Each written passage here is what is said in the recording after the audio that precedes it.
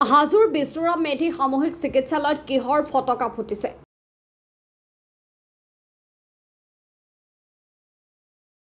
এটা চৰকাৰী এৱাৰ্ড প্ৰাপ্তিক লৈ ৰোগীৰ কথা নাভাবি এই আবতৰীয়া দীপাৱলী ৰোগী তথা সত্য নৱজাতকৰ জীৱনক লৈ হেতালি খেলি চিকিৎসালয় চৌহদত আতচবাজি ফুটাই আনন্দ উল্লাস চিকিৎসালয় কৰ্তৃপক্ষৰ চিকিৎসালয় চৌহদৰ পকীবোৰত আৰি থোৱা আছে হৰ্ণ নবজাব নীৰৱ অঞ্চল আনহাতে ৰোগী থকা কোঠাৰ কাষতে আতচবাজি ফুটাই বন্য উল্লাস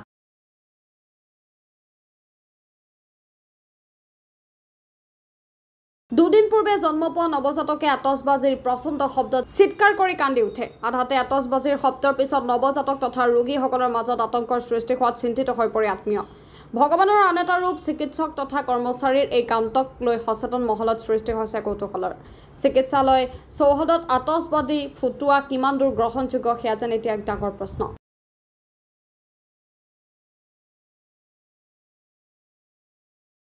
ভয় খাইছিল না খাইছিলাম ভয় খাইছিল ক'ত মাৰিছিলে বোমা এই দিলে এতিয়া ইয়াতে মাৰিছিলে বোমা ভয় খাইছিল না আপোনালোকে আপোনালোকতো বেমাৰী মানুহ ভয় লাগিছিল নে কি কৰিছে ভয় লাগোতে কি কৰিছে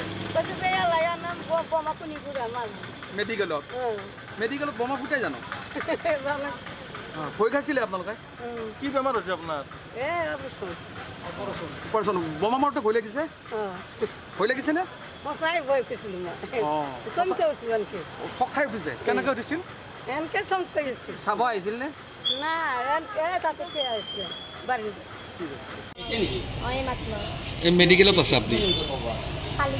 কালি জন্ম হৈছে কিহৰ কাৰণে বোমাটো মাৰাৰ কাৰণে ভয় খাবই দিয়কচোন বোমা মাৰিছে আৰু সৰু বাচ্চা এটা মাত্ৰ 2 দিন হৈছে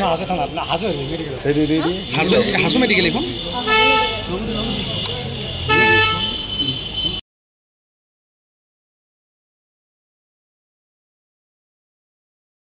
হাজোৰ পৰা জাহিৰুল ইছলামৰ ৰিপৰ্ট টাইমছ মিডিয়া 24